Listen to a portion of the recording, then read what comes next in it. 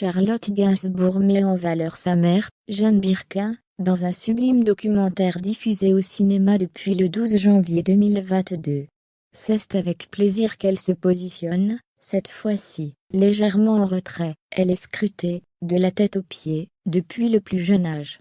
Charlotte Gainsbourg fait partie de l'un des clans les plus puissants du patrimoine artistique français. Chanteuse, comédienne, la fille de Serge Gainsbourg et Jane Birkin, a obtenu son premier rôle à l'âge de 13 ans, dans le film Paroles et musique de Lee Chouraki, en 1984, et a sorti son premier album 2 ans plus tard. Habituée à voir son propre visage partout, l'artiste déteste toujours autant ces images qui défilent, malgré elle. Se voir vieillir, même s'il faut l'accepter, c'est chiant.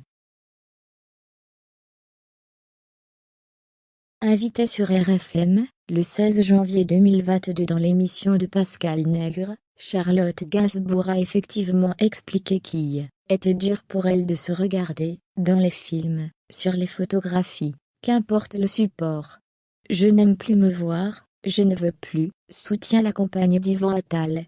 Ça m'ennuie. Après je trouve ça compliqué avec les metteurs en scène, on n'a pas envie de les trahir, on veut montrer que l'on est curieux de leur travail. Et je suis toujours curieuse de ce travail. Mais se voir vieillir, même s'il faut l'accepter, c'est chiant. Toujours avoir affaire à son image, c'est très chiant. Depuis 20 ans, j'ai une grande angoisse. Charlotte Gainsbourg, qui a fêté ses 50 ans, le 21 juillet dernier, commence bien l'année, puisque le film documentaire consacré à sa mère, intitulé Jeanne par Charlotte, est diffusé en salles obscures depuis le 12 janvier. Si elle a figé une époque sur grand écran, la cinéaste qui a failli s'appeler Judas, n'en reste pas moins apeurée par le sablier qui s'écoule, pour elle comme pour ses proches, dont celle qui lui a donné la vie. Le temps me terrifie depuis toujours.